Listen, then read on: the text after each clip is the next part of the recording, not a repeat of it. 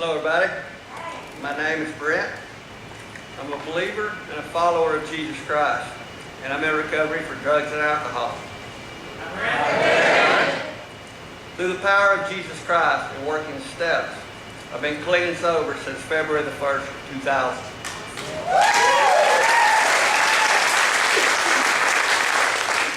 I was born in Fort Worth, Texas at a Volunteers of America hospital where I was adopted at 2 weeks of age. I also have a sister named Nikki who is 4 years older than me. I was raised in a very strong Christian home and had a very good childhood and wonderful parents. There was no alcohol abuse or drug use whatsoever in any of our family, including grandparents, cousins, aunts, uncles, etc.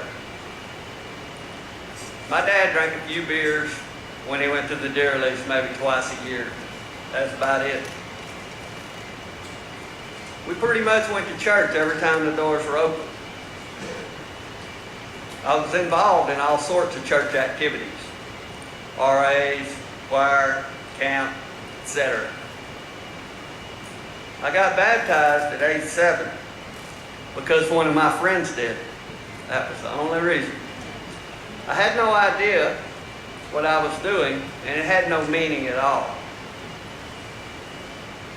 Looking back, I find that very strange that no one talked to me about it, including my parents. They just dumped me.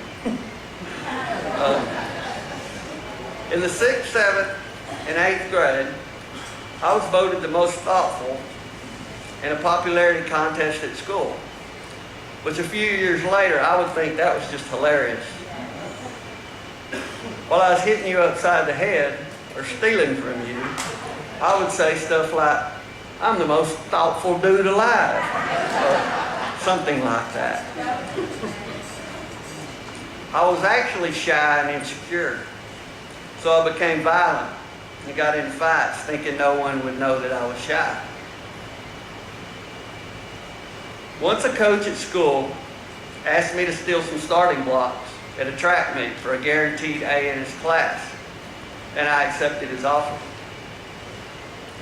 It should have been a red flag for things to come. By the way, the head coach found out about this, and that coach was fired. I would also walk across the street between Sunday school and church and steal loads of candy and go back and eat at church. You see, I had a lot of flaws in my character way before my drug use began.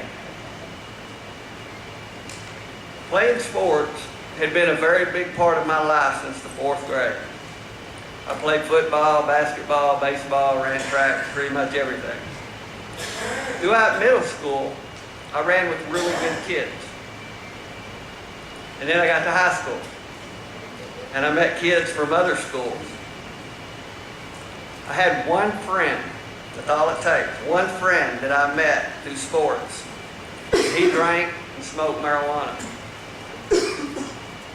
He had older siblings that would provide this stuff to him.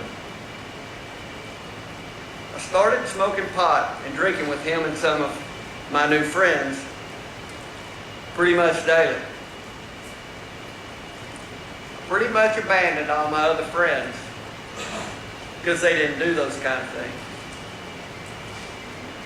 In the 10th grade, me and a couple of my new friends, we got kicked out of school for a year for smoking pot. At that time, I also started doing other drugs like acid, taking pills, stuff like that. By the end of the 11th grade, I quit playing all sports because drugs had become more important. I also quit going to church. I did believe the facts that God existed, and I even believed that Jesus died on the cross. But I never truly accepted Him as my Lord and Savior because I was so rebellious. I didn't want anyone telling me what to do. And I definitely did not want to change my ways. By age 17, I was a daily, every day, IV methamphetamine user. I got involved with some older guys that gave me meth for free every day at first. And then it became very costly. I remember when I completely broke my mother's heart when I stole her diamonds for drugs. By the way, this wouldn't be the first time or the last time that I stole from my parents. I hated what I had become, which was a thief and a junkie. But still, I had no need for a savior.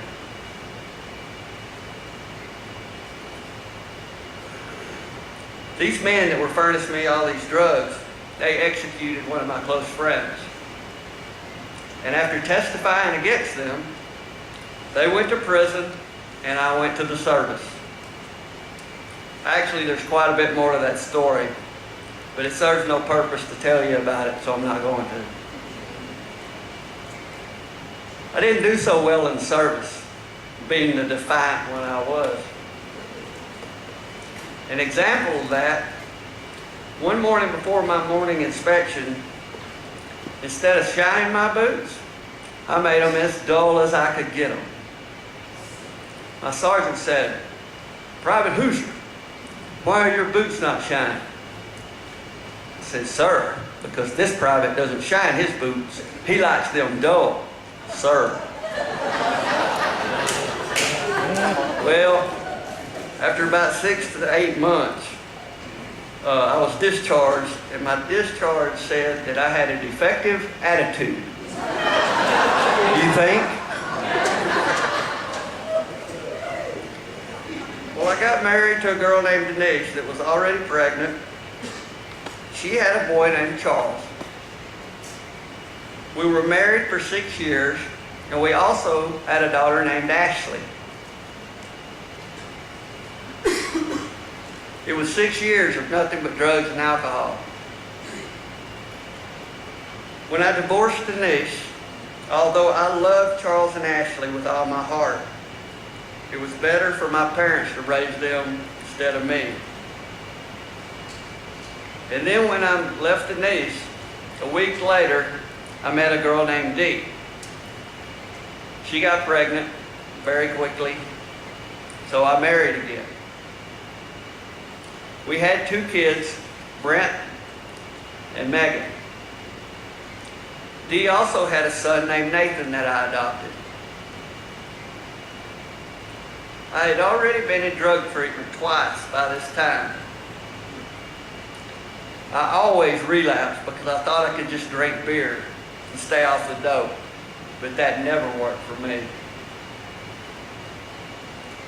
In 1993, my dad got sick and passed away at the age of 64. Both of my grandmothers also died that year. I was the only grandson to one of my grandmothers, and we were very close. It was a really tough time in my life. I was able to go and make amends to my dad for all the horrible things I had done to him.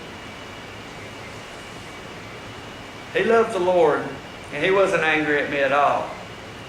But I was very angry at myself, and I carried a lot of guilt. At his death, I went much deeper into my addiction, trying to block out the pain. About 9 months before he died, he, my mom, and Dee's parents got together and took our kids from us and placed them with Dee's older brother and wife, who are strong Christians.